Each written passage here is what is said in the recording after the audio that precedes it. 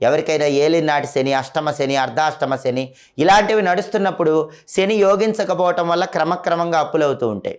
అలా శని యోగించకపోవటం వల్ల, శని దోషం వల్ల అప్పులవుతున్న వాళ్ళు ఏం చేయాలంటే శనివారం రోజు ఉదయం 6 నుంచి 7 గంటల మధ్యలో కానీ, లేదా మధ్యాహ్నం 1 నుంచి 2 మధ్యలో కానీ, లేదా రాత్రి 8 నుంచి 9 మధ్యలో కానీ, అంటే శనిహోర టైమింగ్స్లో 1.25 కేజీ నల్ల ఆవాలు తీసుకొని ఆ నల్ల ఆవాలు పైనుంచి కిందకి 7 సార్లు దిగదొడవాలి. ఇలా పైనుంచి కిందకి 7 సార్లు 1.25 కేజీ నల్ల ఆవాలు నలుపు రంగు వస్త్రంలో కట్టి పైకి కిందకి దిగదొడచాలి.